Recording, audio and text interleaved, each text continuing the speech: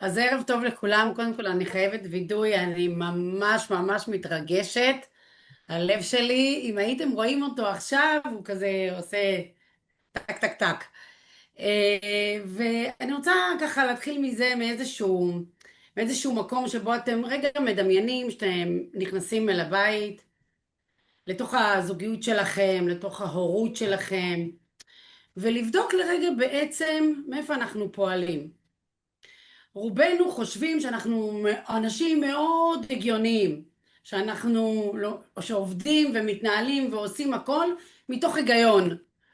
יחד עם זאת, הרבה פעמים ביום, או אם אני לוקחת את 100% של היום, אנחנו יכולים לראות מחקרים, אני אפילו אגיד מחקרים אומרים, ש80% מהיום אנחנו עובדים מהאוטומט שלנו, רק 20% מהיום אנחנו עושים חשב מסלול.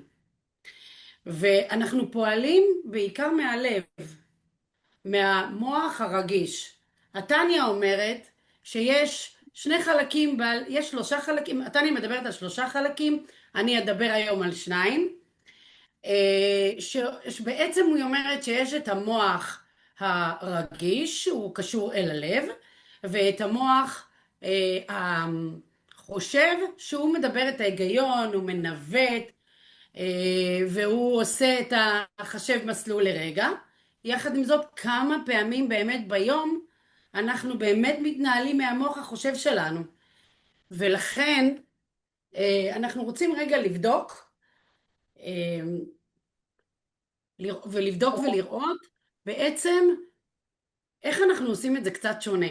איך אנחנו מגיעים לתוך הבית שלנו, איך אנחנו מגיעים לתוך ההורות שלנו, למקום שהכי חשוב לנו בחיים, המקום שהכי אמור להיות הביטחון שלנו, של הילדים שלנו, איך אנחנו מגיעים לשם.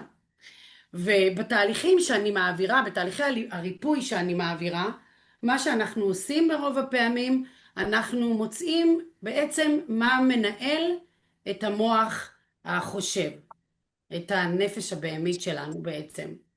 וכשאנחנו מוצאים את האמונות שאנחנו מגיעים איתן מתוך ממש ממש ילדות שלנו, כשאנחנו רואים שהאמונות האלה הם אלה שמנהלות אותנו, ושם אנחנו עושים את עבודת הריפוי דרך התת מודע, אז עם המקומות האלה אנחנו יכולים לעשות ריפוי אמיתי.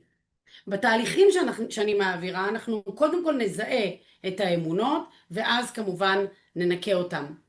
ואז כשזה קורה, אנחנו מפסיקים להיות מופעלים מהאינסטינקטים, מהיצר הבהמי, ואנחנו עובדים יותר עם הנפש האלוקית שלנו.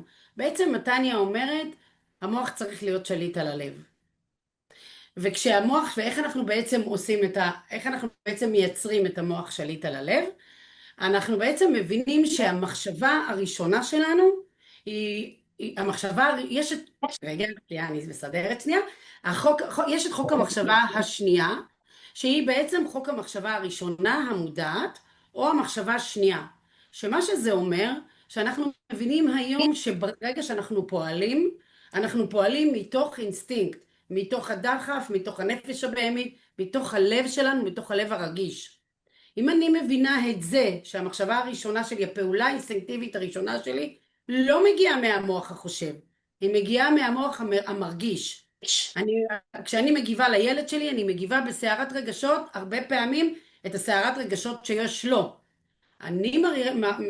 כשאני מדברת עם הורים, אז אני אומרת, רגע, כשאני משתתפת בסערת הרגשות של הילד, אני כנראה נמצאת באותו מצב שהוא נמצא. אבל מה ההבדל ביני לבין הילד שלי? שלי יש את אפשרות הבחירה.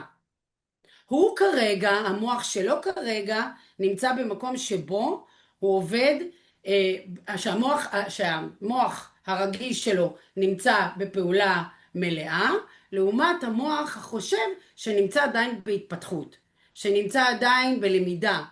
ואני כהורה, התפקיד שלי זה להורות את הדרך, לתווך את הדרך. אני אומרת להורים, תעצרו רגע, תנשמו, תשאלו לא מה הילד שלי עכשיו צריך לעשות, לא מה אני חושבת שהוא צריך לעשות, אלא מהי השליחות שלי כדי לתווך את הסיטואציה. למה בורא עולם שם אותי בתוך המקום הזה? כדי לעזור לו להבין את עצמו. וברגע שהשאלה הזאת עולה, ישנו מהפך אדיר לתגובה שלנו בתור הורים. אז רגע אני נושמת, אני חוזרת לחוק המחשבה השנייה או חוק המחשבה הראשונה המודעת, ואני מבינה שהמבדיל אותנו בין בהמה לבין אדם הוא יכולת הבחירה. ויכולת הבחירה הזו יכולה לעזור לי לעבוד יותר מהמוח ההגיוני מאשר מהמוח המרגיש, סליחה. אז כשאנחנו מנקים את התת מודע, הריפוי הוא מיידי. סיימתי. את יכולה תודה להמשיך, רבה. תסיימי את המשפט, הריפוי הוא אוקיי, מיידי. כשאנחנו מסיימים את התת מודע, הריפוי הוא מיידי והוא משפיע על כל הבית. פתאום המוח הופך להיות